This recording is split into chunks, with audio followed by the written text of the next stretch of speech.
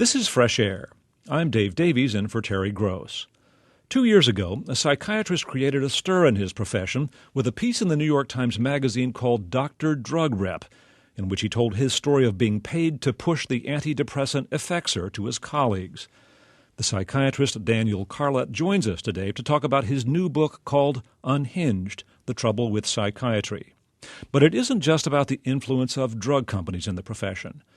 Carlat believes in prescribing medication, but he says too many psychiatrists have all but abandoned talk therapy, leaving in-depth interaction with patients to others while they pursue medical fixes for mood problems and mental disorders.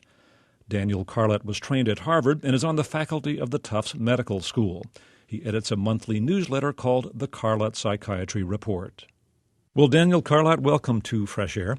I thought we'd begin by talking about one of the critiques that you have of psychiatry as it is currently practiced. And you open your book with a description of a patient named Carol that kind of illustrates this problem. Maybe you could just tell us her story briefly. Sure. Carol is a woman that came into my office just north of Boston, and she came in with a really terrible experience in which she was in the car with her father. Her father was driving.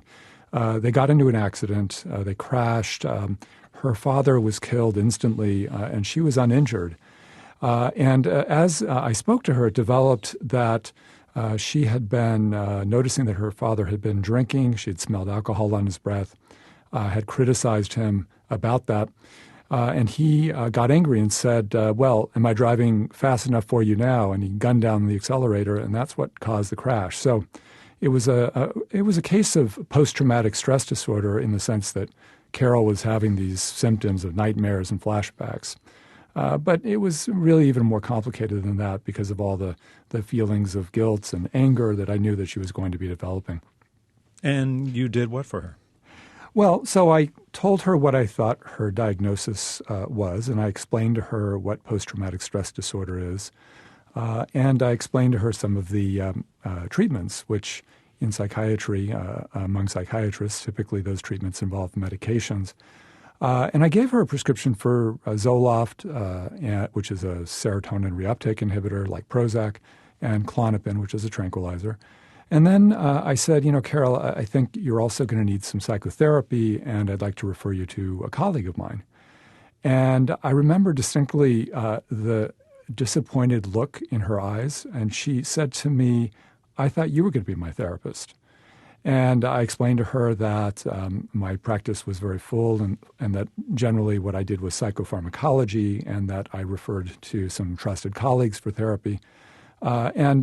She did follow up with therapy. But it was really after that and after not just her but a number of patients like her when I began to reevaluate, does this type of treatment really make sense? Is this the kind of treatment that we want to be delivering for our patients in the United States, and why has it come to this sort of split model of treatment?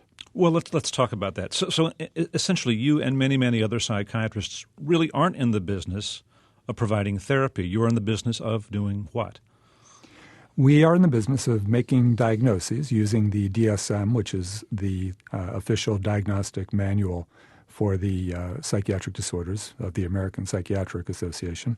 We make our diagnoses, and then we usually prescribe medications. And psychiatrists used to, in the past, also do a lot of talk therapy, and they used to combine drugs with talk therapy. Although, frankly, in the more distant past, maybe 30 years ago, before there were effective medications, we just did psychotherapy, which oftentimes was not terribly effective. So what we have now is a situation where someone who is getting ongoing therapy, which includes psychological medications, will see a therapist who is not a psychiatrist, might be a social worker, might be a psychologist, regularly sees them, and then goes to a psychiatrist like you, once a month for essentially a 15-minute med check?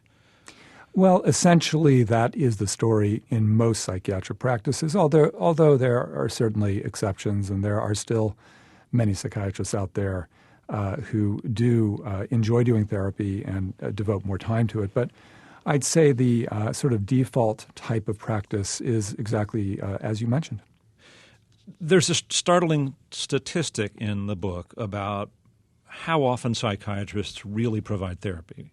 Right. And that's data that came out of Columbia University just a few years ago, based on a survey of psychiatrists throughout the United States. And it turns out that only 11% of all psychiatrists now offer therapy to all of their patients. So essentially, 1 out of 10 psychiatrists are really doing psychotherapy on a regular basis. And are a significant number offering therapy to at least some patients, or do we know? Well, we know that in that study, 29% of all psychiatry visits involved some amount of therapy. And that was down from 1997 when that figure was 44%. So essentially it went from nearly half of all psychiatric visits, including therapy, to in 2005 when the study was published, about less than a third of visits involved therapy. And now in 2010, I'm guessing, based on my knowledge of my colleagues and anecdotal reports, that figure has gone down even further. So if you're seeing patients for a relatively short session, relatively infrequently, how do you know what to give them and whether it's working? And that's really one of the key questions.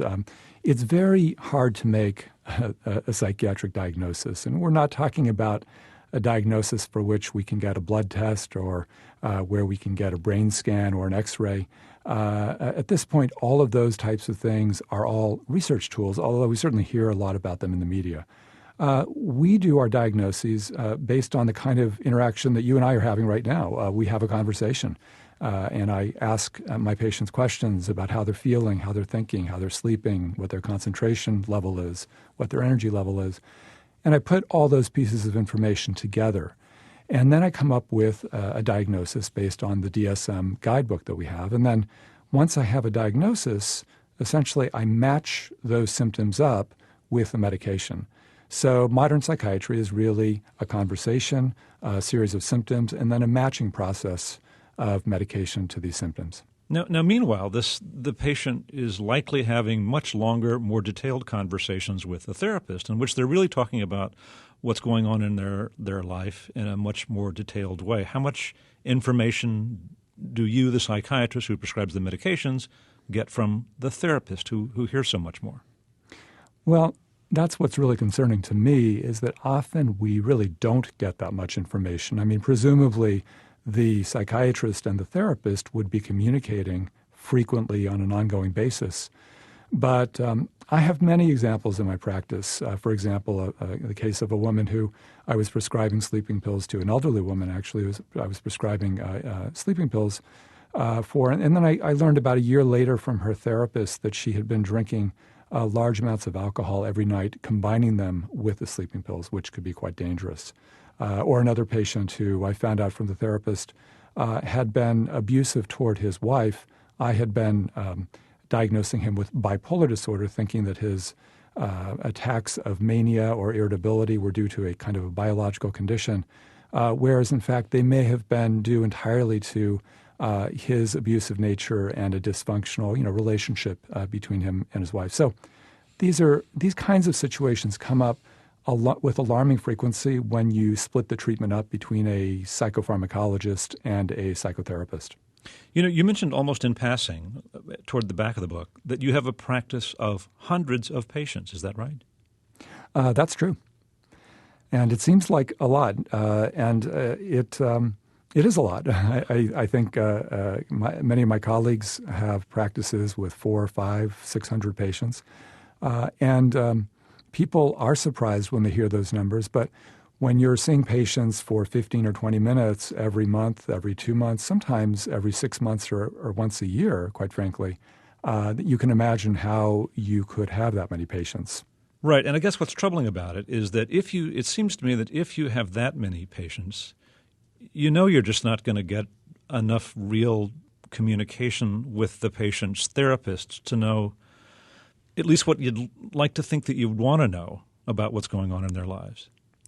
It's true, and there's kind of an unofficial policy among psychiatrists, at least among some, which is the don't ask, don't tell policy, which is that we have our patients coming in. We know we have 15 or 20 minutes to see them.